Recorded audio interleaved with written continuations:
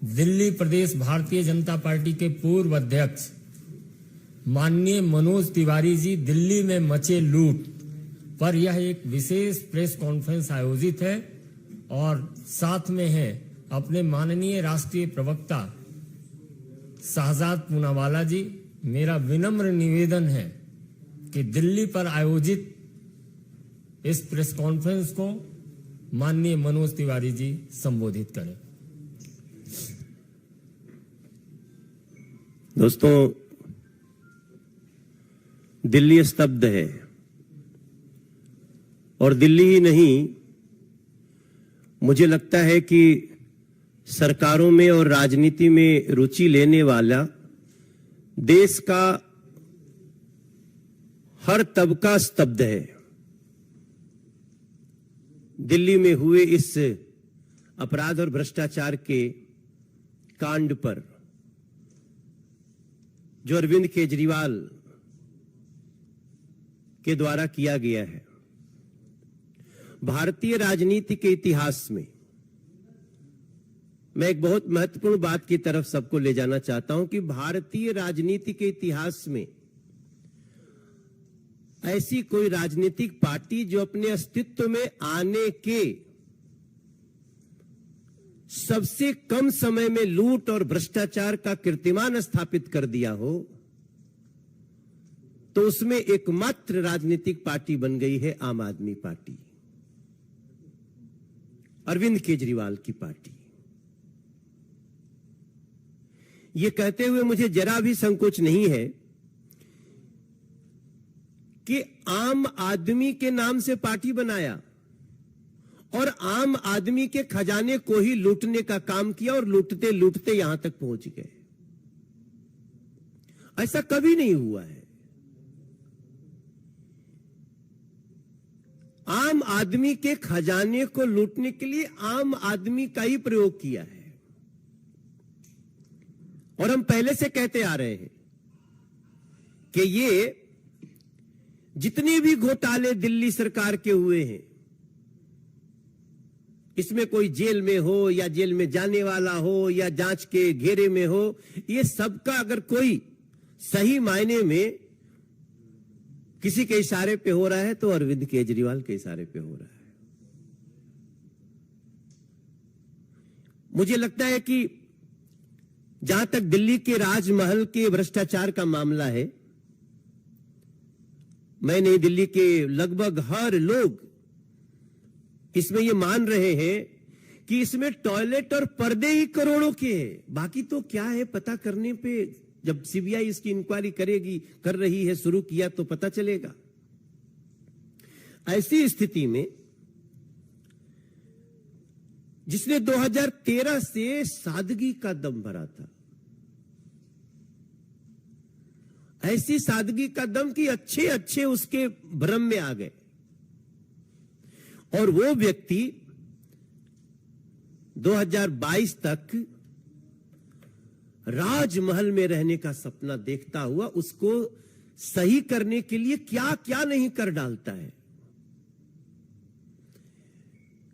जब 2022 कहते हैं, 21 कहते हैं, 20 कहते हैं, याद आता है तो इंसानियत को रौंदने वाली एक ऐसी कुकृत्य का दर्शन होता है जब देश ऑक्सीजन के लिए परेशान था, जब देश के लोग अपने आमने सामने घर के लोगों को प्राण छोड़ते हुए देख रहे थे, कोई चारा नहीं चल रहा था, जहां एक दूसरे को बचाने के लिए दुआओं का भी समंदर था, उस समय एक अरविंद केजरीवाल नाम का व्यक्ति दिल्ली का मुख्यमंत्री अपना राजमहल बनाने में लगा था। कैसा वो दिल, कैसा वो मन, कैसी वो सोच, ये सारी चीजें इस सीबीआई की जांच शुरू होने के बाद याद आ रही है। हमें इस मामले में सीबीआई की जांच की मांग हम लगातार कर रहे थे, क्योंकि जब सीबीआई जांच करेगी तभी उन सारी चीजों का पता चलेगा कि रात में क्यों किसी अधिकारी के कमरे को खोल करके वहां से फाइल चुराने की कोशिश हुई, साक्ष्य को नष्ट करने के प्रयास हुए। ऐसी स्थिति में हम उम्मीद करते हैं कि इस जांच से जनता के सामने राजमहल की सच्चाई आएगी। और राजमहल घोटाले की जांच इसलिए भी जरूरी है, वो सभी लोगों से मैं बताना चाहता हूं, क्योंकि सीएम बंगला निर्माण के लिए टेंडर जारी करने के नियमों का जो उल्लंघन किया गया वो किसके इशारे पे किया गया, ये जानना बहुत महत्वपूर्ण है।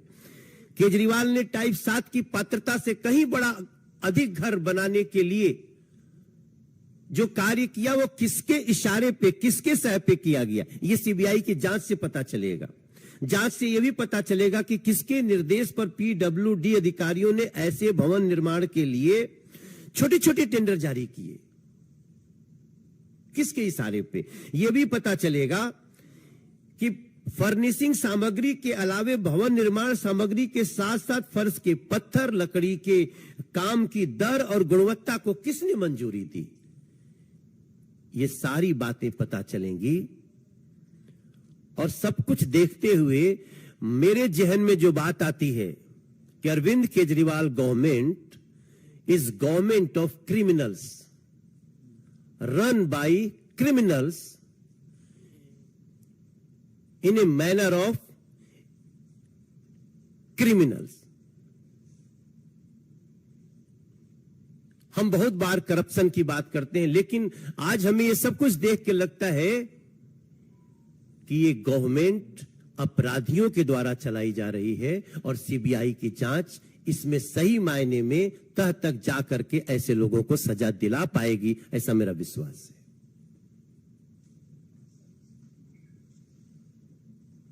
मित्रों, शाहजाद जी भी अपनी बात रखेंगे। माननीय शाहजाद पुनः बोलेंगे। मित्रों, ये पूरा का पूरा प्रकरण केवल एक घर के रेनोवेशन का नहीं है, बल्कि मानसिकता के रेनोवेशन का है।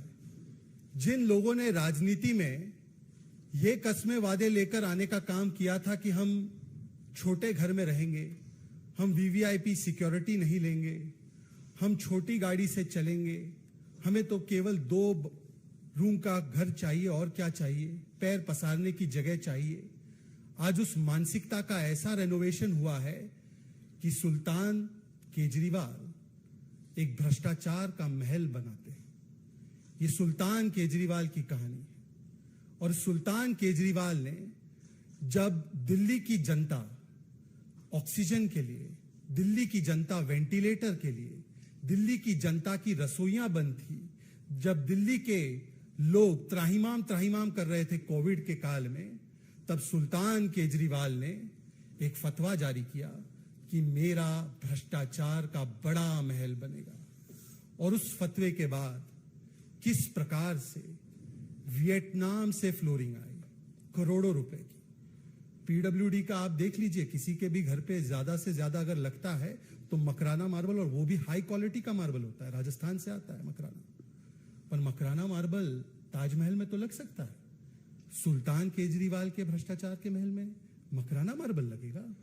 उन्होंने कहा वियतनाम का सफेद मार्बल आएगा। हमारे घर में पर्दे लगते हैं, 200, 300, 400 रुपए के पर्दे लगते हैं, 500 रुपए का मैक्सिमम, 1000 रुपए का बहुत बड़ा हो गया। तो यहां पर 8-8 लाख का एक पर्दा, 8 लाख रुपीस का पर्दा। हमारे घर में टॉयलेट भी होता है, 200-300 रुपए की टॉयलेट की सीट आती है। यहां पर 4 लाख रुपए की एक टॉयलेट की सीट, 4 लाख रुपए का कमोड।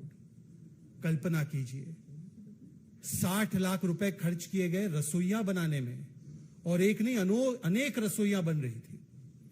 4-5 सदस्य हैं उनके घर में, 15 टॉयलेट बने, 15 टॉयलेट, 4-5 लोगों के बीच के लिए 15 टॉयलेट, और हर टॉयलेट में पाउडर रूम भी बना है। अब सोचिए पाउडर रूम क्या होता है।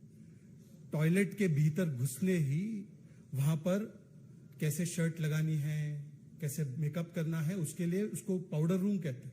तो 15 पाउडर रूम भी बने, उसके ऊपर 15 लाख खर्च हुआ।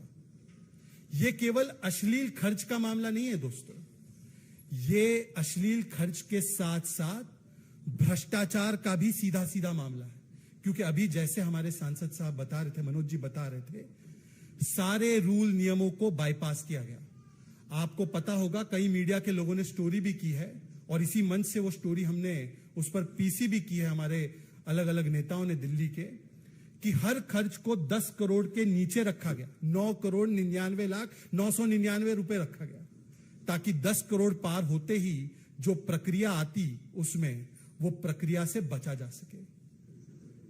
आज इसीलिए ये दिल्ली की जनता की जीत है, क्योंकि दिल्ली की जनता लगातार दिल्ली प्रदेश भारतीय जनता पार्टी के नेतृत्व में मांग कर रही थी कि किस प्रकार से इस पूरे मामले में सीबीआई की जांच हो।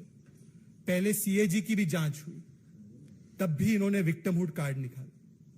आज सीबीआई की जांच हुई है, देख लेना 5-10 मिनट के बाद अब ये सारे लोग मिलकर बोलेंगे देखिए हमें प्रताड़ित किया जा रहा है, हमें दबाया जा रहा है, हम इधर अच्छा काम कर रहे हैं, हम उधर अच्छा काम कर रहे हैं, इसीलिए विक्टिमहुड कार्ड आएगा। परंतु आज विक्टिमहुड कार्ड का नहीं, आज समय है रिपोर्ट कार्ड देने का। अरविंद केजरीवाल जी, रिपोर्ट कार्ड दीजिए अपने भ्रष्टाचार का। शराब घोटाले में मनीष सिसोदिया आज भी कोर्ट ने उनको अंदर रखा है। क्या कोर्ट विंडेटा कर रहा है? और शराब घोटाले में तो कांग्रेसी, आप ही के नए नए मित्र जिनके साथ आपकी किस प्रकार की खटास है पंजाब से लेकर हर जगह पर, उन्होंने उसका स्वागत किया। बस घोटाला, कक्षा घोटाला जिसको स्वयं मनोज जी ने उठाया था बहुत बड़े पैमाने पर, और अब शीश महल घोटाले पर भी जिस प्रकार से एक के बाद एक सारे तथ्य सामने आ रहे हैं, तो आज अरविंद केजरीवाल जी को बताना चाहिए कि फाइलें छिपाने की, फाइलें हटाने की नहीं, अब रिपोर्ट कार्ड दिखाने की बारी है। और आज दिल्ली की जनता सब एक स्वर में इसका स्वागत कर रहे हैं कि इसमें सीबीआई की जांच की शुरुआत हुई है। इस पूरे प्रकरण का सरगना सुल्तान केजरीवाल है। उनके भ्रष्टाचार के महल में जिसने भी लूट खसोट की है उनको जवाबदेही देनी पड़ेगी। 100% आएंगे, क्योंकि सीबीआई के जांच को अपने पास लेने से पहले जितनी चीजें आ गई हैं, और इवन मैं धन्यवाद देना चाहता हूं आपके चैनल को और मीडिया को थैंक्स करना चाहता हूं। बहुत ऐसे केसेज हैं जहां मीडिया ने वो काम करके दिया है जिसके आधार पे बड़े बड़े अपराधी पकड़े गए हैं। तो इस केस में जिस प्रकार से सारा कुछ design by Arvind Kejriwal, plan by Arvind Kejriwal, और जो कुछ हुआ है वो स्वयं जिसके लिए हुआ है वो अरविंद केजरीवाल। तो मुझे पूरी तरह से लगता है कि अब इनका बचना बहुत मुश्किल है। ये चालाकी अरविंद केजरीवाल ने शुरू से किया है और इसका बहुत बड़ा बड़ा मुद्दा भी चला है कि अरविंद केजरीवाल साइन क्यों नहीं करते हैं। तभी मैंने कहा कि इन अ क्रिमिनल मैनर, ये शब्द इसलिए प्रयोग किया कि ये बड़ी प्लानिंग के साथ चल रहे हैं। लेकिन अब जहां फंसे हैं, मुझे लगता है कि जिस पूरी मोडस ऑपरेंडी को आम आदमी पार्टी के नेता बोलते रहते हैं, अब शायद इसके बाद नहीं बोल पाएंगे। देखिए, अगर मैं अनुमति हो तो ये तो स्पष्टीकरण हो गया। पहले तो ये कह रहे थे इनकी नई पॉलिसी दुनिया की बेस्ट पॉलिसी है, और अब पुरानी पॉलिसी को न केवल लागू किया गया, उसको बढ़ाया जा रहा है। इसका मतलब कि आज अरविंद केजरीवाल की सरकार ने माना है कि नई पॉलिसी जो इन्होंने लाई थी, जिसमें मनीष सिसोदिया आज भी जेल में है, वो पूर्ण तरीके से भ्रष्टाचार युक्त थी। इसीलिए अरविंद केजरीवाल को तो नैतिक आधार पर यह बताना चाहिए कि नई पॉलिसी किनके साथ मिलकर और कितना भ्रष्टाचार करने के लिए, 2000 करोड़ से ज्यादा का भ्रष्टाचार करने के लिए क्यों लाई गई थी। बहुत बहुत धन्यवाद।